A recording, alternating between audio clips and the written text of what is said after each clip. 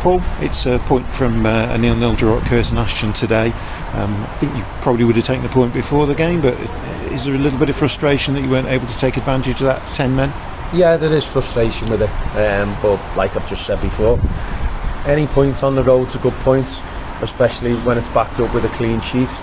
You know, if you're getting clean sheets, it means you're gonna gain points. That's what we need. First half, I thought we would have been good value had we have gone in front. I thought we limited them to a few breaks, but I thought we carved open some really decent chances where we should have scored, and I felt we didn't do enough in the second half.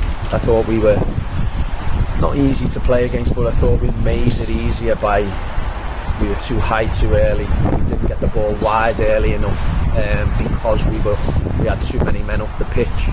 And you know, people say, "Oh, you've got an extra man, push on," but that's not how you make the extra man count. You have to pull them about like we did last week.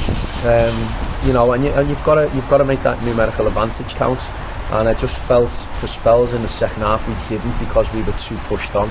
We didn't move them about enough, and it ended up with us going straight to 4 players who were facing us, and that's we played into their hands a little bit. Yeah, my thought from watching that one was perhaps missed Kai Williams a little bit today in terms of what he can give in that situation.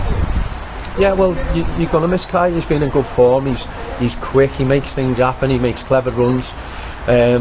He's strong. But you know, we've got to adapt to him not being here. It's as simple as that. That's why you have a squad, and that's why, you know, players have to grab the opportunity when they get the shirt. But you know, I felt first half we should have went in front. But I felt second half they worked hard. We played into their hands. They done enough to get a point, and we didn't do enough to get more. Sure.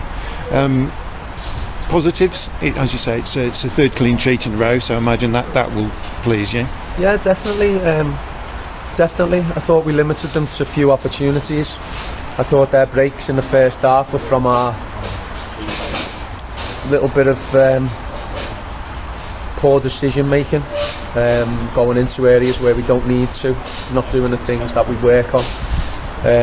You know, but that wasn't time and time again. That was, you know, a few occasions where they attacked us, because they're a good team. They're up near the playoff positions. I watched them a couple of times, and they're a good team, especially here.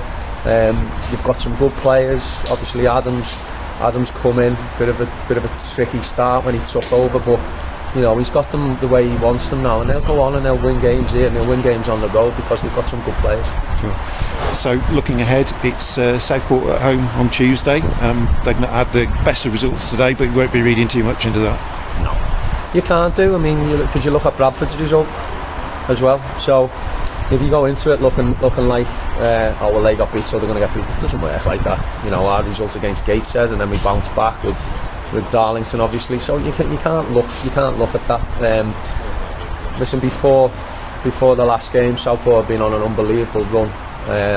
So we know how tough they are. Liam obviously has them drilled. He has them play the way that gets results. They've got good players all over the pitch. They've got players who are being watched. They've got players who've moved on, but are back on loan. So you know, he's got a good group there. So I'm pretty certain he'll be desperate to get the points Tuesday to get them back at it.